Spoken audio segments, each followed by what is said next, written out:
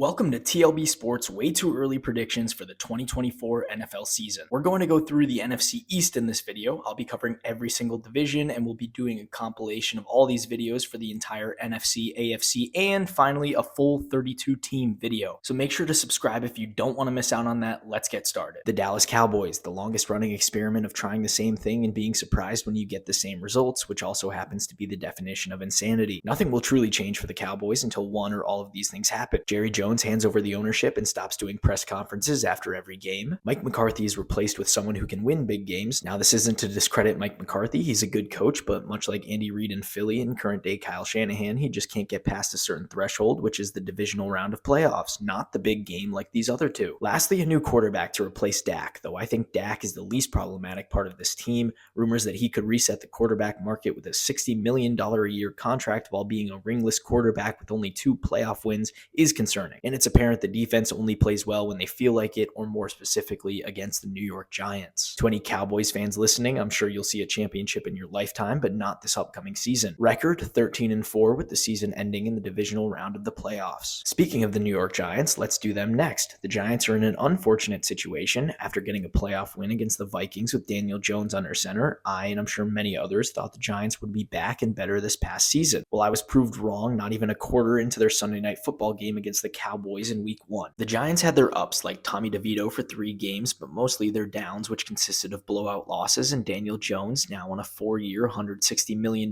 deal, struggling to play like a guy who's getting paid $40 million a year while he dealt with injuries most of the season. They're in a strange situation, currently holding the 6th overall pick in the draft, and whether they take a quarterback and get out of the Daniel Jones nightmare or they continue to build around Daniel Jones, it can only be up from here. Unfortunately, Saquon Barkley will most likely be leaving in free agency, and that will be a huge hole in their offense as he has been the offense for the last few seasons. At least Wan'Dale Robinson stepped up this season, and rookie Jaylin Hyatt showed flashes when he got the ball. Record 3-14, the Giants' schedule is going to make it tough to get wins while missing Saquon. The Washington Commanders, I'll be honest, this one's going to be short and sweet. The Commanders have a good shot of turning things around eventually. They're no longer under the dictatorship of Dan Snyder, and they're free of the cluelessness that was Ron Rivera, formerly known as Riverboat Ron before he became conservative in his play calling and unaware of whether or not his team was in playoff contention. Whether they trade up for Caleb Williams, draft someone else at number 2 overall, or stick with Sam Howell, who just needs to have better awareness of avoiding sacks and turning the ball over, it's looking okay. Josh Harris, the new owner, isn't afraid to make moves, and whichever quarterback they have in week 1 will be working with Cliff Kingsbury as offensive coordinator, who's worked with Kyler Murray and most recently Caleb Williams at USC. And Dan Quinn looks for a fresh start as Commanders head coach, whose image might forever be tainted as the man that blew a 28-3 lead on the biggest stage. I still imagine the Commanders put up a fight this year with anybody at quarterback and the offensive duo of Terry McLaurin and Jahan Dodson.